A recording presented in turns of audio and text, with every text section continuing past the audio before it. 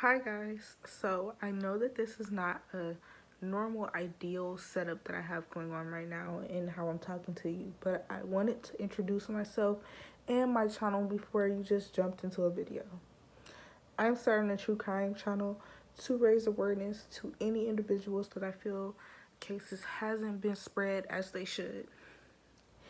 Seeing that the Gabby Petito case spread so much as it did, and there are cases like Jelani Day that still haven't been talked about, I wanted to start my own channel to spread as much awareness as I could. So that's why we're here.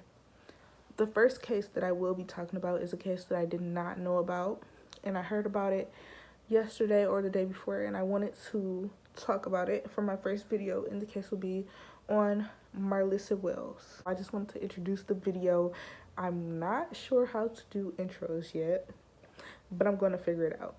So let me know if you all have any video requests or cases that you know of that haven't gotten awareness made to them, and I will do a video on them.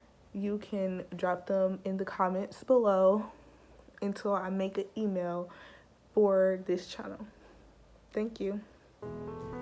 At the age of 16, Marlisa Wells was a bright and happy teen who lived with her grandparents Marvin and Charlotte Wells in Austell, Georgia, and had recently transferred to South Cobb High from a Christian school when she suddenly lost her life. As a skilled church singer, she was often referred to as Songbird by those closest to her, and it really seemed like she was on her way to making a great, remarkable life for herself. Yet that all changed hours after Marlisa and her grandfather had discussed colleges on January 19, 2008. After her grandfather and grandmother returned from a funeral, they found her deceased. Marlisa Wells' 19-year-old boyfriend, up-and-coming basketball star Matthew Wilkins, was her killer.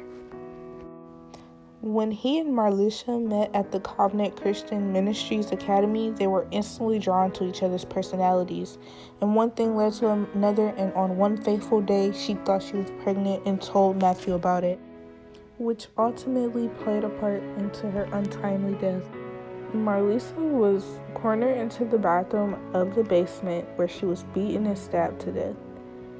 She was not only stabbed more than 60 times, but she also suffered from numerous blunt force trauma injuries while also being left with a fork in her back. The cause of death was several deep cuts to her head and neck region.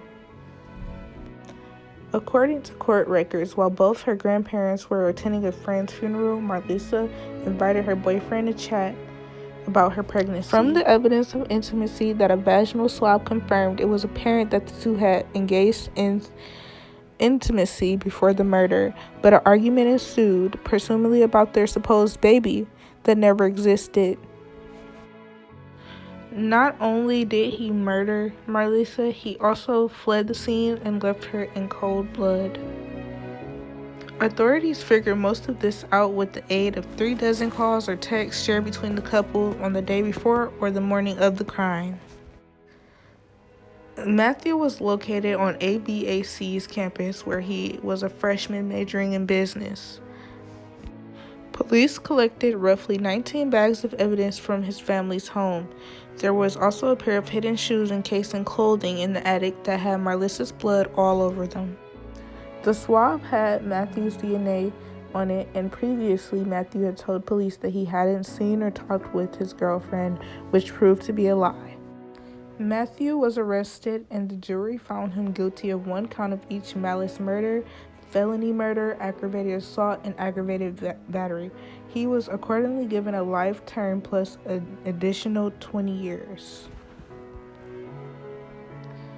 Matthew appealed his verdict and asked for a retrial, but the state Supreme Court upheld their decision in 2012. Today, he is incarcerated in Coffee Correctional Facility in Nichols. Matthew will only be eligible for parole in January 2038.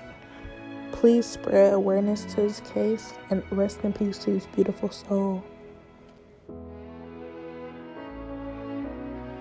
who was taken from us too soon.